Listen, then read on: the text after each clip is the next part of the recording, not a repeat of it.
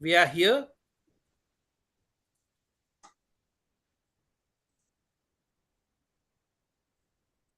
Okay, I'll repeat once again for those who have joined. So I'll proceed again. Good evening to all of you. Welcome on board to the webinar series under the auspices of National Medical Lab National Medical Lab Professionals Week 2025, ICMLS. Today being the 6th day, we have been conducting these lectures on a regular basis, and they have all been quite successful. To inform you in short that they are available on YouTube, and right now also we are promoting this on our YouTube channel. That is ICMLS, and you can launch onto ICMLS channel and find under live head this transmission. So today's presentation would be by Dr. Prabir Das, and the second one is by Ms. Sanjana Bhatt. And the moderator for today is Dr. Surendra Kumar Sharma from PGIMS Chandigarh. I invite him over to take it further from here. Dr. Surendra Sharma. Thank you very much, sir. Thank you very much, all of you, for joining today's webinar series. I hereby welcome all of you. Today, our first speaker is Dr. Prabir Das, who is a very dear friend of mine. Both of us joined together in PGI in 2003.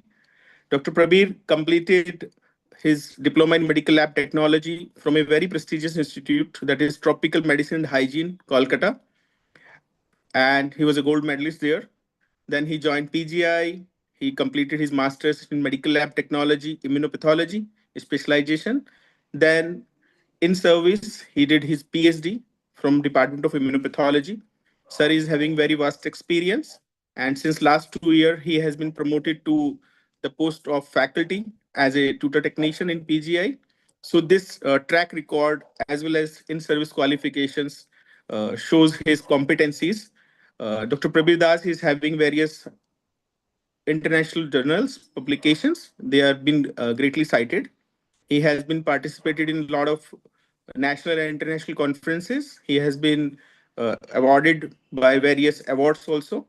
So it is our pleasure that Dr. Prabir Das is going to talk about diagnosis of autoimmune disease from an immunological perspective.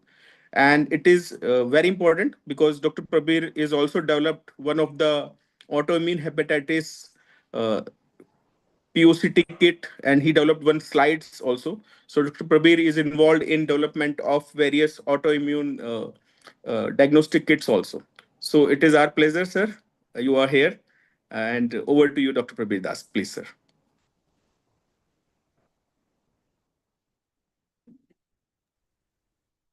Thank you, Dr. Surendra and Dr. C.P. Pandey, sir, for your kind introductions and introducing me very nicely. So, good evening all. Hope you all are well. So, today my topic is autoimmunity and autoimmune diseases. So, before coming to the main topics, that is autoimmunity and autoimmune diseases, I want to highlight some basic concept of immune system. How our immune system works against the foreign pathogens. Dr. Prabir, so, this is a revision actually. So we know that our body has a system like many other systems. Immune system is also a part of the system. Prabir, you please turn off your mobile.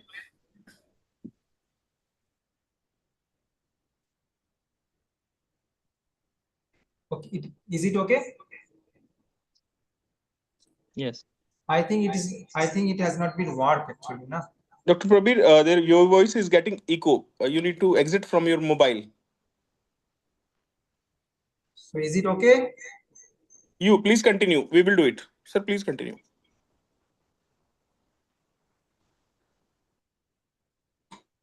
Okay. So immune system it is a complex system. It has organs as well as cells and various molecules. It's a complex system, and we can see that the immune system consists of various immune organs, which is called lymphoid organs, and the other immune cells are also there. So in lymphoid organs, there are mainly two types of lymphoid organs. One is primary lymphoid organ, which are thymus and bone marrow, and another is secondary lymphoid organ, which consists of lymph nodes and spleen. So now the cells of the immune systems are T lymphocytes and B lymphocytes, and mast cells, monocytes, mast neutrophils, basophils, macrophages, dendritic cells. All cells are take part in our immune system.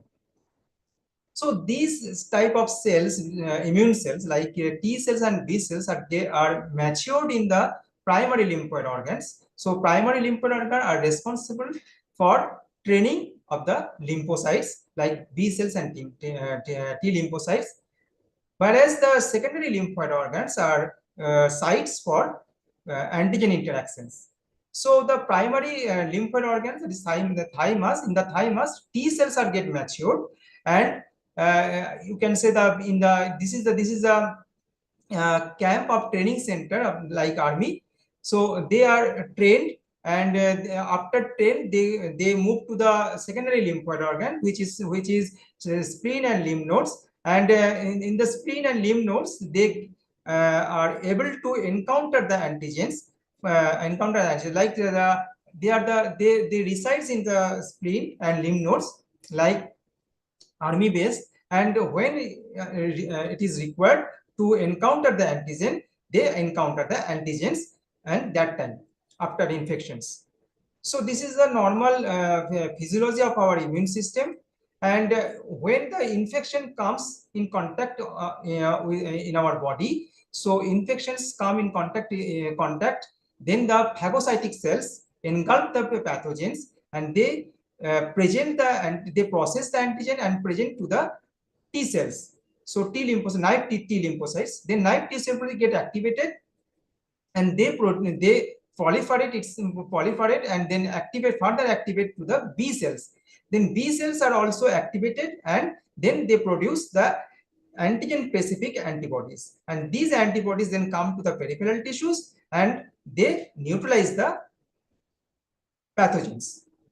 So in this way, our immune system act upon the foreign antigens.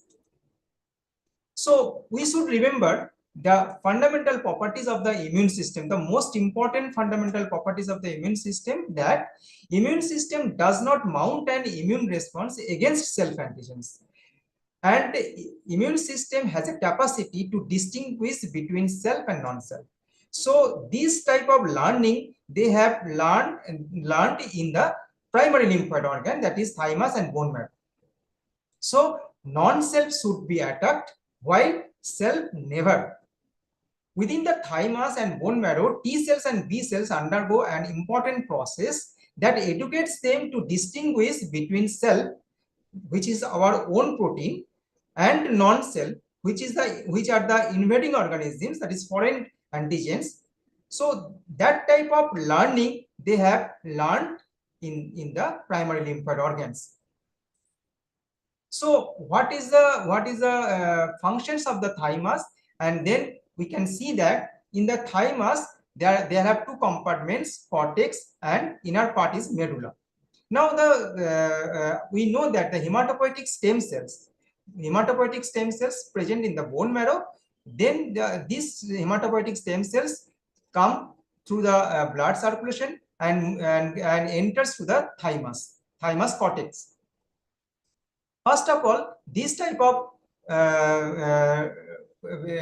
hematopoietic stem cells is called protease cells, and these cells doesn't have any kind of surface marker like CD3, CD4 or CD8, so that they are called double negative T lymphocytes. After they matured from the double negative T lymphocytes, they matured into double positive T lymphocytes here. That means both CD4 and CD8 positive T lymphocytes are there. Now in that cortex, there is a selection process occurred, and in this selection process, this selection process is called positive selections. In the positive selections, the cells are selected. Those cells are selected whose receptors bind to the self-MSC molecules. So here we can see that this is the epithelial cells. Epithelial cells has a surface receptor of MSC molecules. So this is our self-MSC molecules, but our T cell receptors can recognize them. If they recognize, they are positively selected. If they do not recognize, then they are negatively, they are killed by apoptosis. Now, after the positive selections, the cells become single positive cells like CD4, either CD4 or CD8 positive cells. They come into the medulla part, and here again another selection is taken place, and this selection is called negative selections. In this selections process, the T cells, those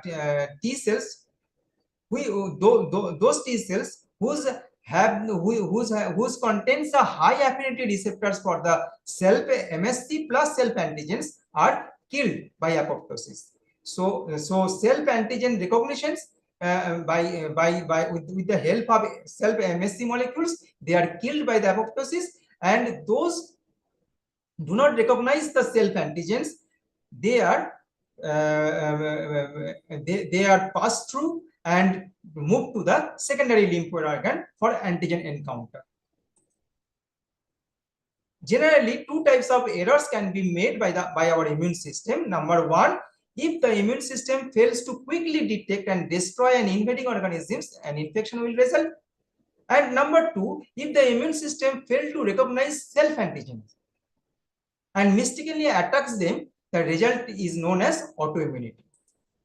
So autoimmunity, despite the layer of system of regulations that we have, that I have told you, this is the layer of system of this type of selection process. This is called regulations of our immune system. Despite the layered system of the regulations, self-reactive clones of T cell and B cell are occasionally activated and generating the humoral and cellular mediated immune response, and such inappropriate immune response is called autoimmunity. So autoimmunity is a result of the failure of self-tolerance. Okay. Now it has been seen in normal individual also, because it is a normal process of our immune system, and it can be checked by our immune system also, but it is present higher frequency in the older people. The renowned scientist Paul Aldrich first described autoimmunity as a horror oxytocus, and he got Nobel Prize in 1908. Now, to understand the mechanism of autoimmunity, we should not only look at the immune dysregulations. This is the combinations of three factors like genetics, environment, as well as immune regulations. So in genetics, there are various susceptible genes are there, like HLA, human leukocyte antigens, and non-HLA genes.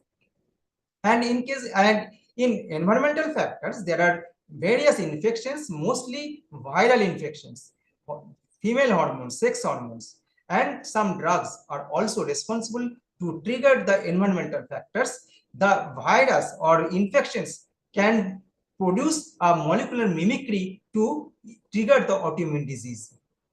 With the together of genetics and environmental factors, immune dysregulations are occurred and breakdown of the self-tolerance happened.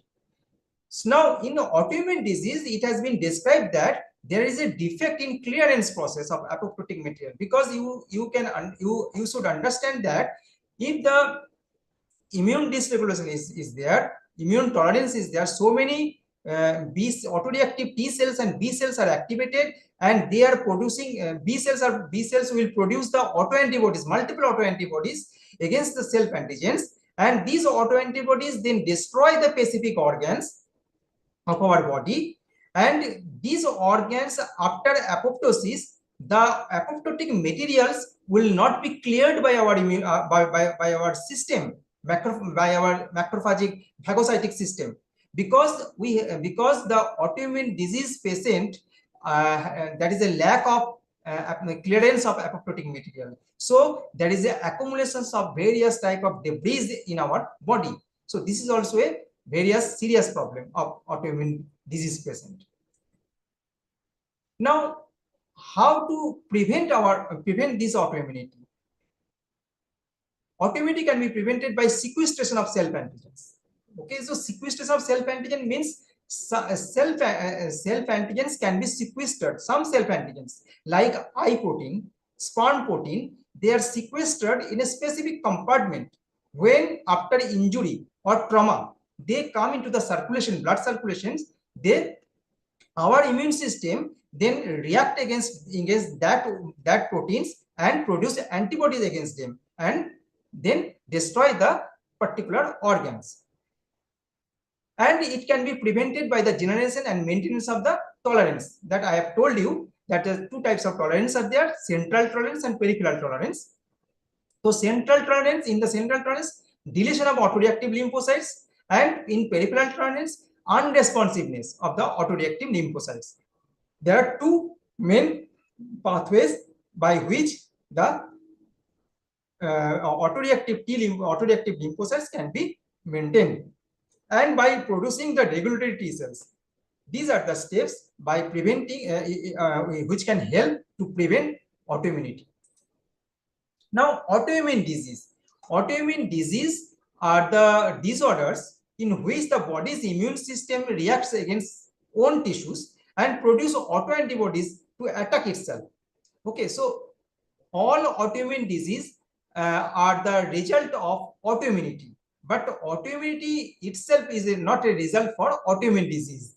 So though it is a very rare disease all over the world, around 5 to 8% global populations are there, and these autoimmune diseases are very poorly understood, so that the incidence and prevalence of autoimmune disease is rising. This is a table which is showing the various types of autoimmune disease and their prevalence rate. As you can see, the most prevalent rate of the autoimmune disease is autoimmune thyroiditis, and followed by psoriasis, rheumatic arthritis, type 1 diabetes, multiple sclerosis, ulcerative colitis, celiac disease, systemic lupus erythematosus, myasthenia gravis, systemic sclerosis, Sjogren's syndrome, and Crohn's disease. Now, autoimmune disease can be classified into two. One is organ specific and non-organ specific. Now, organ specific autoimmune disease involve various organs like thyroid gland. And in the thyroid gland, there is two types of autoimmune disease: Graves' disease and Hashimoto's disease. In pancreas, if the pancreas is involved, that is called type 1 diabetes and insulin resistant diabetes mellitus. Adrenal gland, skin, pemphigus vulgaris, genital tract, hematological, GIT tract, neurological, heart, liver, every organs are involved in can be involved in autoimmune disease, organ specific autoimmune disease. Now, coming to the systemic autoimmune disease or non-organ specific autoimmune disease, that means it is present in the all over the body circulations, like SLE. SLE is a systemic autoimmune disease, rheumatoid arthritis, scleroderma, dermatomyositis, polymyositis, mixed connective tissue disorders, Sjogren's syndrome, and there are some overlapping syndrome are also there. So, in the presence of myositis and SLE, that is overlapping syndromes. So, lot of autoimmune overlapping syndromes are also there. That these overlapping autoimmune disorders are very difficult to diagnose. Coming to the laboratory workup for autoimmune diseases. The first and foremost important to diagnose an autoimmune disease is to take a proper clinical history from the patients. So, first of all, when patients come to the OPD for consultations, the clinicians take the clinical history and physical examinations. I am highlighting some autoimmune disease with their clinical symptoms, important clinical symptoms, like SLE. SLE mostly present with the malar rash or butterfly rashes, ulcers in the mouth or nose, joint pains, and alopecia or hair loss, as well as the renal involvements, and the anemia, hypertension, and atherosclerosis, like that. Sjogren syndrome is one of the autoimmune disease. This patient represents by dry eyes or dry mouth because their mucus cannot be produced by their system. And another type of autoimmune disease, it is called systemic sclerosis or scleroderma. Typically, these patients present severe fibrosis and thickening and scarring of the skin and internal organs. Specifically, the fingertips of these patients are affected very much, and it shows the bluish in the winter season. So very painful for that patients. Next patient is a myositis patients. This is the patients showing the dermatomyositis, and this is the polymyositis. So dermatomyositis involve the skin rashes, specifically the skin exposed to the sun. That is exposed area, and the skin rashes are there. And in case of polymyositis, the muscles muscles are very defective, and weakness of muscles are there in those patients.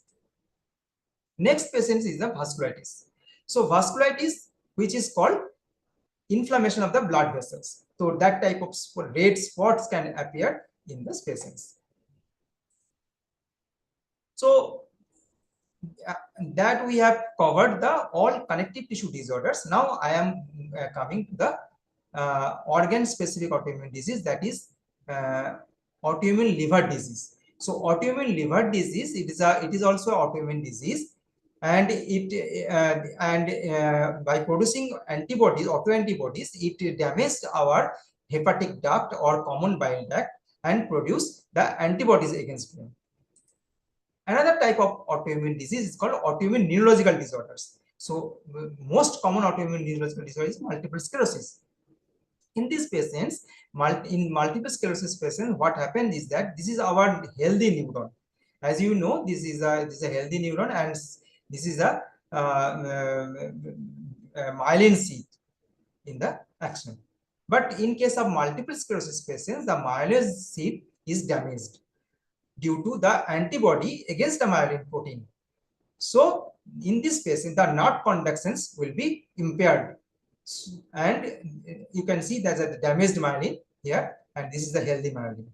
Another type of patients neurological disorder is the neuromyelitic optica, in which the inflammations occur in the optic nerve. So blindness can be happening.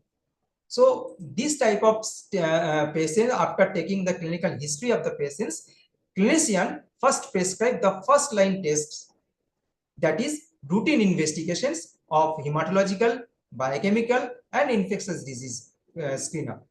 So in case of routine investigation, hematological investigation, acute phase protein reactant, that is ESR CRP, to check the complement level C3 C4, urine analysis to assess the renal involvement. In case of hematological investment, we have seen that the leukopenia is very common in active SLE. In decreased hemoglobin is seen in SLE, rheumatic arthritis, scleroderma patients, ITP patients also.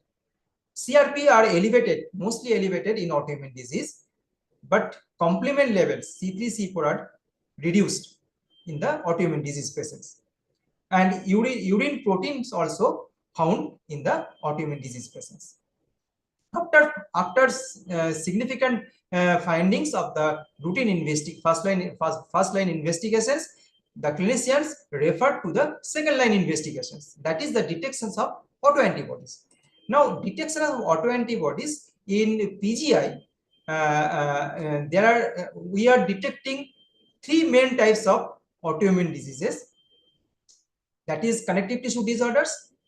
Under connective tissue disorder, there are SLE, scleroderma, polymyositis, dermatomyositis, vasculitis, and mixed connective tissue disorders.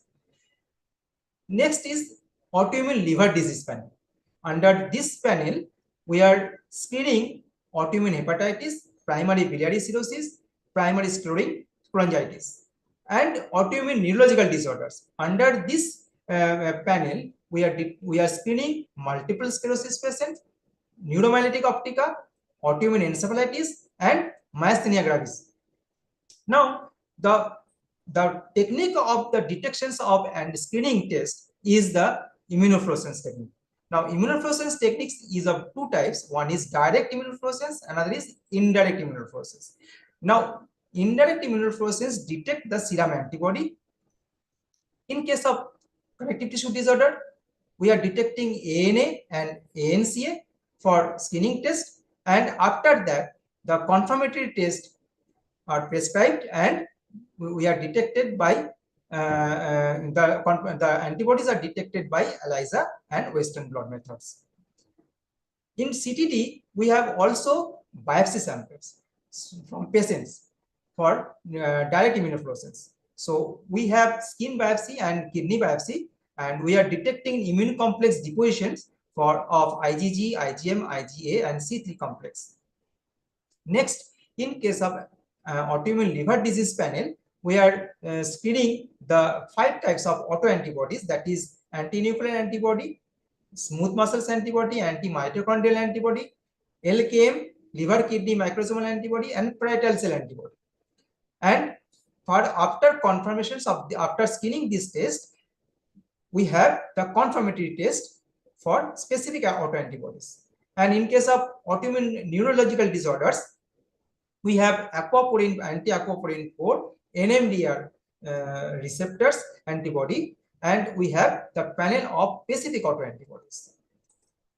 Now, the difference between direct and indirect immunofluorescence is like that. We have slides and antigens, which is a source of patient biopsy sample, like skin biopsy or kidney biopsy. So that biopsy samples we put in the slides, and we add the directly fluorescence level antibody over the antigens, and we detect the immune complex by immunofluorescence microscope.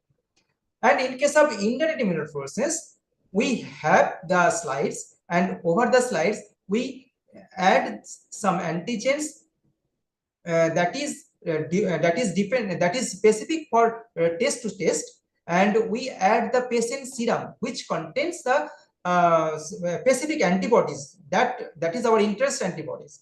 Okay, so that is our detected antibodies. We then add the antibodies, and after that, after intubations, we add the secondary FITC level antibodies, and then we measure through fluorescence microscope. So FITC, that is fluorescence isothiazide, it is a fluorophore or fluorochrome. It gives it gives the green fluorescence in when we see the fluorescence microscope. So most common test that clinicians prescribe for connective tissue disorders, that is anti-nuclear antibody or ANA. As we know that the Hargreaves in 1948, he developed LE cells or LE body, and in that time we used to detect the LE body in the blood film to diagnose SLE patients, but nowadays it replaced into the ANA test or anti-nuclear antibody test on the HEP2 cell line. HEP2 means human epithelial cell lines, which is derived from the human laryngeal carcinoma cell line.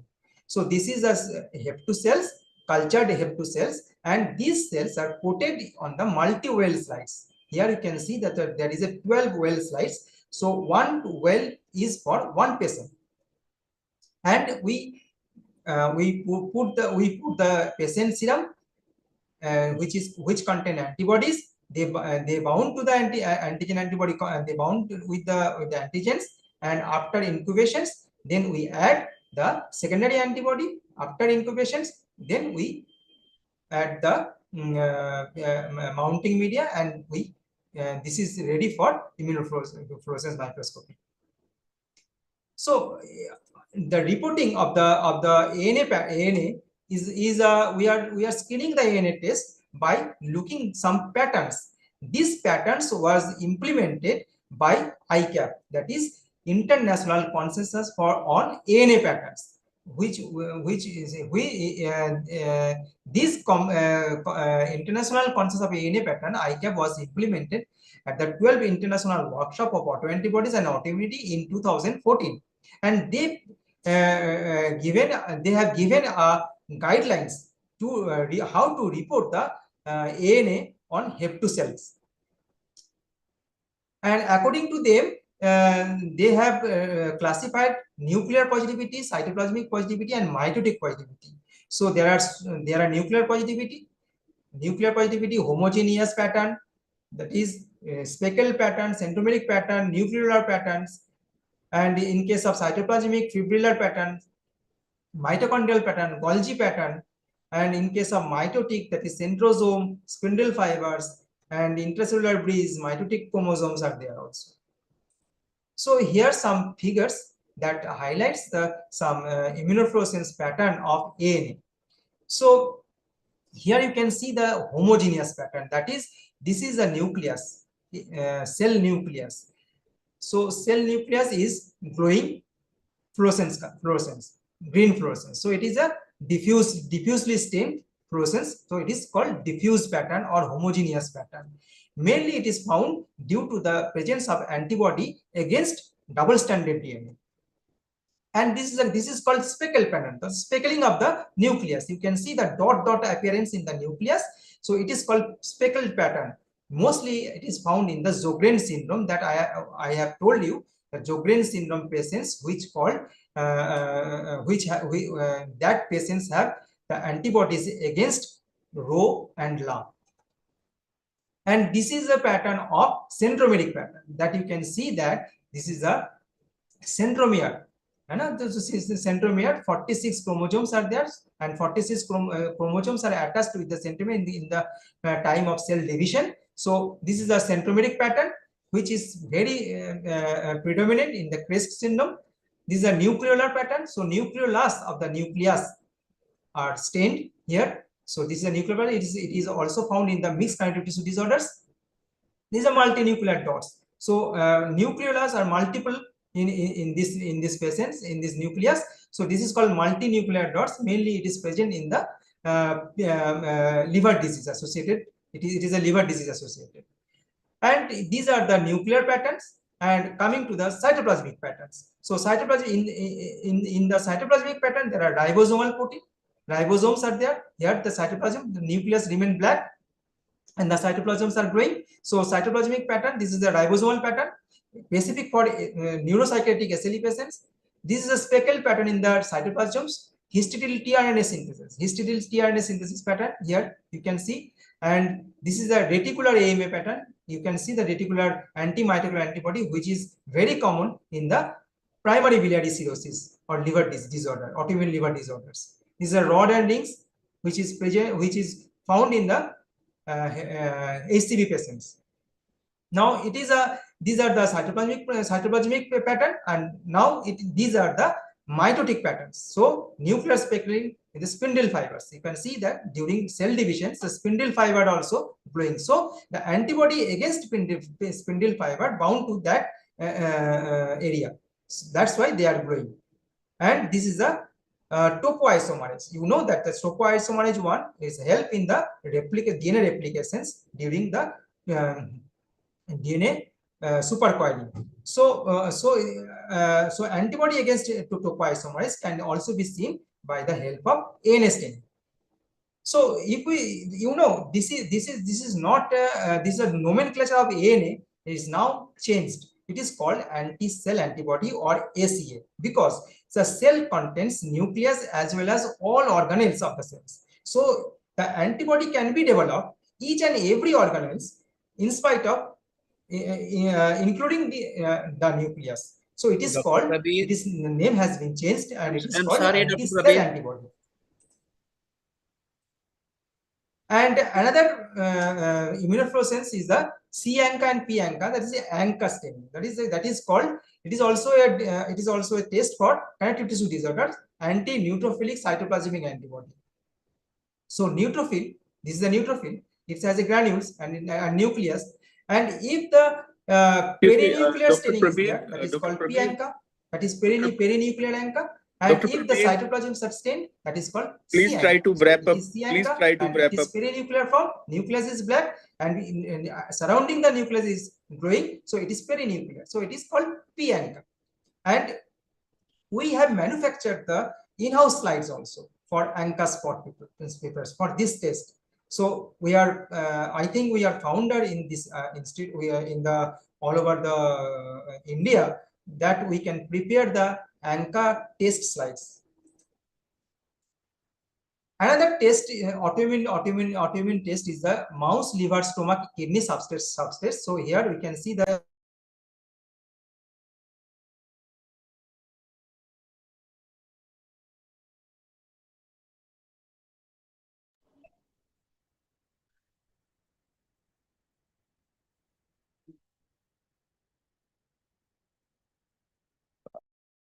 Connectivity issue with Dr. Prabir.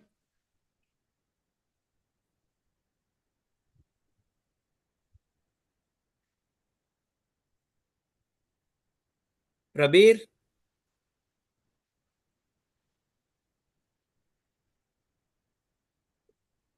Sir, can you stop his screen, please, Dr. Pandey, sir?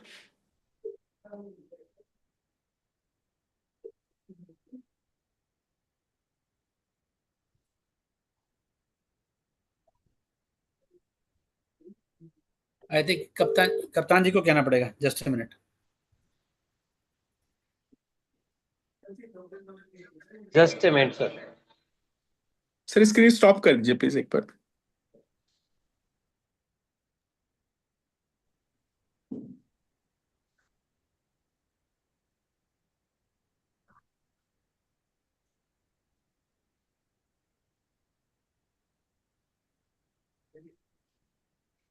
I think he is having very big presentation, and the time is not allowing us to complete his presentations.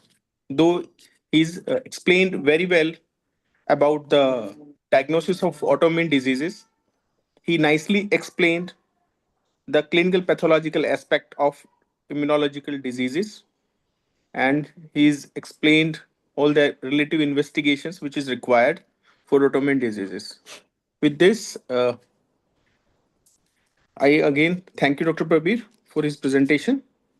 Now, I would like to invite Dr. Sanjana Bhatt,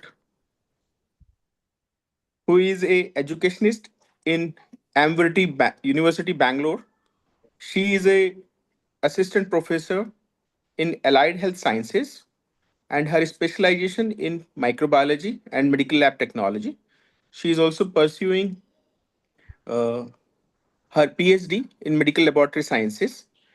Today, she is going to talk about role of POCT in healthcare. You are most welcome, ma'am. Kindly share your PPTs to us, please, and unmute yourself. And if there are any questions, kindly post them in the comment box. All of the uh, viewers. Ji, Sanjana ma'am, please. Full. Just a minute. Host ICMLS. Can you ask Dr. Prabir to stop his screen sharing?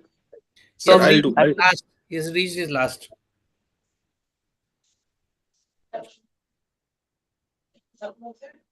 Sir, remove Dr. Prabir na, from the chat. Dr. Kaptan? नहीं. Yes, ma'am. Okay. Ma'am started. Okay. Is it visible? Yes, ma'am. It is visible. Thank you. You Go in please proceed. presentation mode. All right. Thank you. Thank you. Yeah, right. So, hello everyone. Good evening to all. Thank you, Dr. Suren sir, for such a lovely introduction. I feel privileged to come back to ICMLS platform to again deliver a short lecture on POCT healthcare. Today we are here to discuss about what POCT is and how is it important in our healthcare field. Again, when we talk about healthcare, it is a very diverse field with various divisions in it.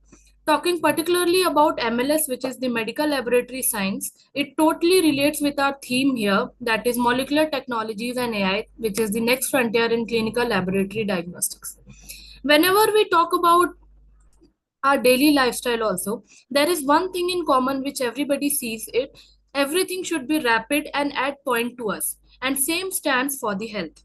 Health is a very important aspect in our lifestyle, and thus POCT techniques proves to be the best out of all the techniques. Now, what is POCT?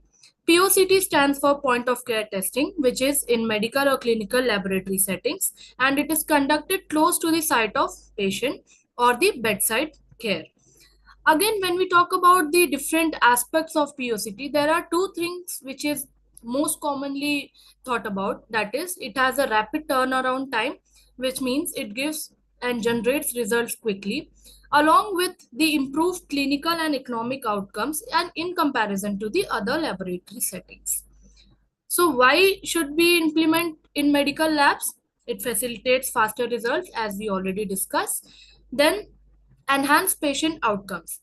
We usually see that earlier in conventional time, there were times where we collected a specimen or a sample, took it to the lab, and during the time of transportation, there were many times that the parameters could be derailed, or it could be somewhere the things where the results could be negotiated in comparison to the POCT results. So it enhances patient outcomes with immediate treatment and services. As fast as we'll provide the laboratory results, it will again in turn look after the immediate treatments and services. All right. So next is technological advances.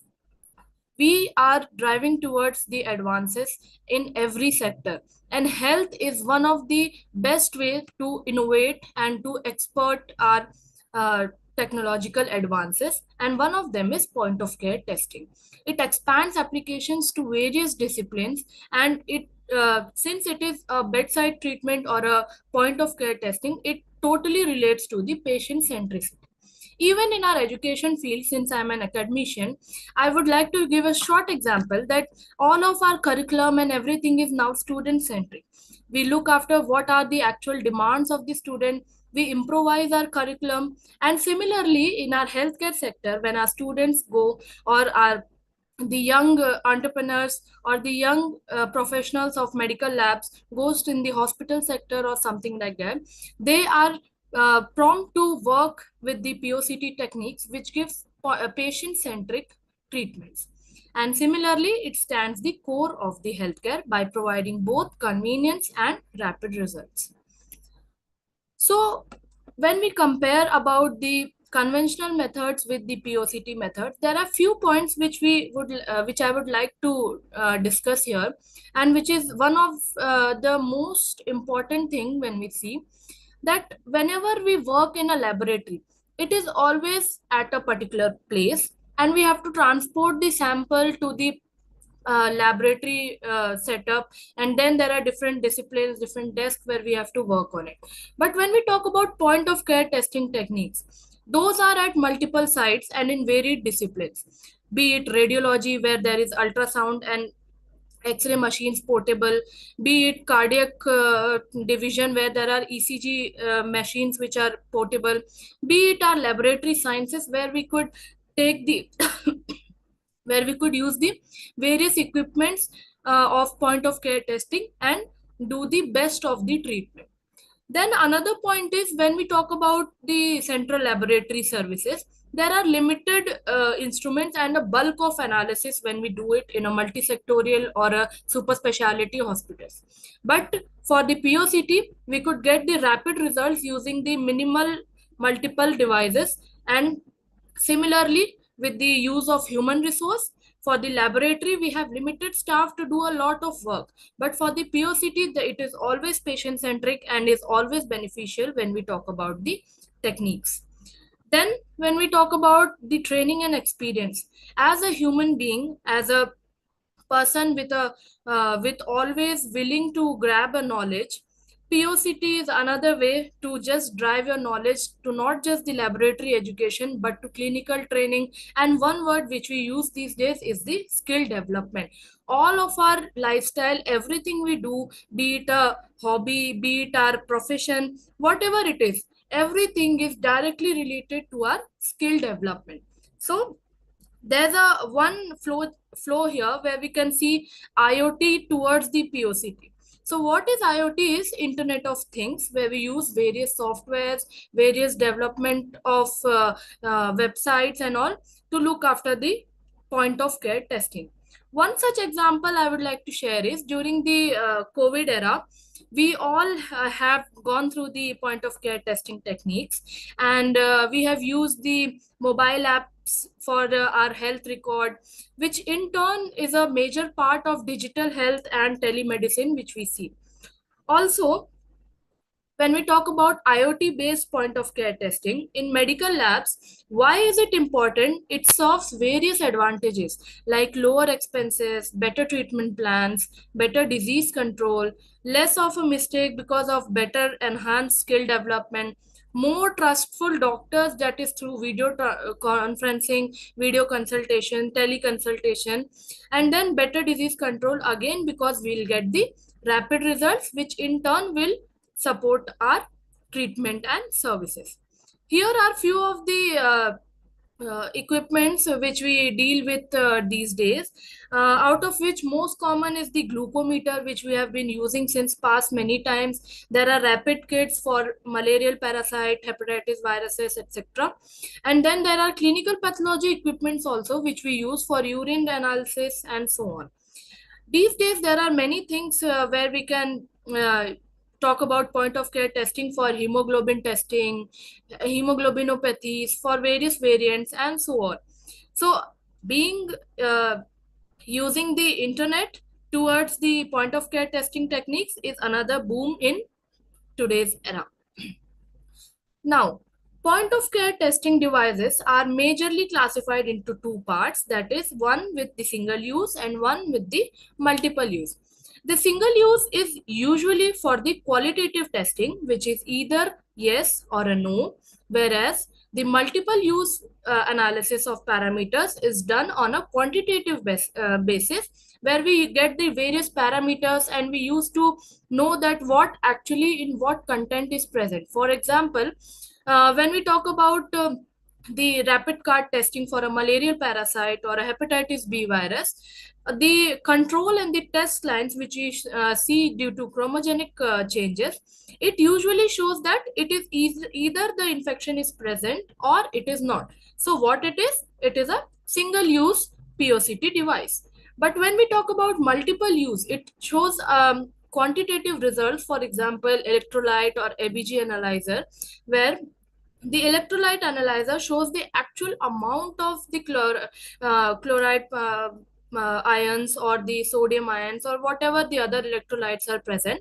Similarly, for the ABG analyzer, when we take out the blood and insert it in the device, it shows all the blood gases and it gives us the rapid result for testing of how a blood buffer system is actually working.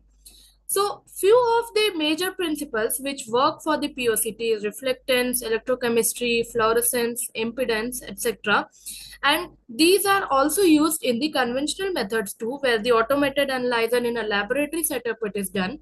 But similarly, we have curated few of the POCT devices which actually serves as a boom for all the related healthcare settings. Now, along with the advantages, there are few limitations which we have to see, because everything which has a pros deals with the cons too. So limitations when we talk about POCT devices are accuracy concerns, high cost, and operation training and competency. So what are these? We'll discuss that. Accuracy concern, that since we are going towards the rapid results, so whenever we look after that, we have to check about the testing environment, a potential candidate to lead it, a professional trainer to work with it, and a medical laboratory professional. But accuracy concerns comes where there is less regulation in these parameters, and which in turn results in the lack or negligence in the medical reports. Similarly, since we are working towards the advancements or the point of care testing, to develop even a basic equipment, it needs a higher amount of cost or funding properties. Similarly, for an individual or a professional to work with the device, it again needs a skill-based skill development, capacity building techniques or the trainings, which again leads to the higher cost in comparison to the traditional conventional methods.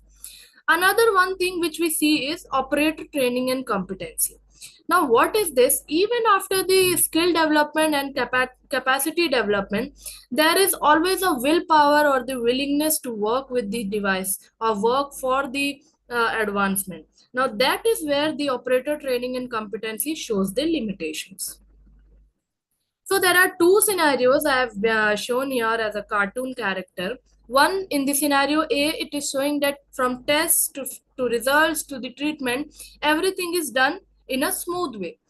That shows the POCT testing or the POCT device use. But in the second scenario, when we see, we always as an individual also face this problem that we have to wait and wait for even a basic test or a basic consultation with the physician. So in the scenario B, what it is there that we have to wait for the diagnosis, we have to wait for the results, and then in turn our treatment will be delayed, and which would lead to medical negligence, or somewhere the patient individual might lose the hope to get treated in a better way. So what are the key highlights of the points we discussed? There are few things that are good, which is it has rapid turnaround time, it is easy to use, and it is accessible at multiple locations with multiple devices. But when we talk about POCT, why not so good? It is because it is little less competence, it has oversight issues, and it is comparatively a higher cost effectiveness. So now, talking about the clinical sector as a medical laboratory professional, why a POCT is important in a healthcare sector is it is truly dependent upon the clinical utilities. It facilitates easy workflow, it facilitates easy decision making for a physician or another allied healthcare, because we all know that all the divisions in a allied healthcare sector are closely interlinked, and medical laboratory professional as a self being plays a very important role, and hence it shows the improved patient outcomes. Now the one more thing, the most crucial part which I would like to discuss here is it is not just something we should do, it is something we can and we will bring the change, and POCT plays an important role in healthcare sector. Yeah, so that's it for my today's presentation. Thank you for your patient listening. Thank you, Dr. Sanjana, for such a wonderful presentation. In addition to the areas which you have talked about, I wish to add in that, like ICMLS, since the era of COVID, we are doing all these online activities. We have developed several modules, and fortunately, the POCT was one of the area in which ICML experts have created a module to educate our professionals. So why POCT test can be done by normal public also. So why it is important to teach our medical technologists? Because it is important to have the proper competencies. Like uh, in the quality, we never talk. In the regulations part, there are mushrooming of the companies which are procuring these kits from China, and they are cutting it and they are assembling it here. So our medical technologists supposed to know the quality aspect of that. They should run the positive samples. They should, and if sometime it happens like during the COVID also, generally what we were doing straight away all these POCTs, and once it is positive, then it is fine, because once the titer is low, that will not be detected by the POCT kit. In that scenario, we need to go for the gold standard test. So confirm negative reportings, we are supposed to go for first POCT. If it is positive, then no need to go for the higher end testing like ELISA or CPNet or any molecular testing, mRNA testing. And once it is negative through these kits, then we can go for the higher testing so that the lower level of these particular analytes can be assessed. So thank you very much, ma'am, for explaining the POCT kits. Its standardization is a challenge in India, but we are sure that Quality Council of India in near future will do some regulations, enforcements on these industries also. Definitely. So if there are any questions, anyone can ask. So if there is no questions, and even the chat box, we could not have any questions here. So at last, I would like to thanks my friend Dr. Prabir Das for giving such a deep dive in immunological aspect of a human being. Uh, he explained very deeply about the pathology of autoimmunity. He explained us very minutely how these testing have been done. He explained about different type of organ specific autoimmunities. He explained about CTD, autoliver immunities, as well as neurological immunities. So thank you, Dr. Prabir. Your knowledge uh, is truly amazing, and we all enjoyed these autoimmunities, and we learned a lot from you. And we are also thankful, Dr. Sanjram Bhatt, for giving such a wonderful talk to all of us. And thank you all of you for joining today. Now, I would like to hand over the platform to Dr. CP Pandey, sir, who is managing these webinar series. Thank you all. Dr. Pandey, sir, please.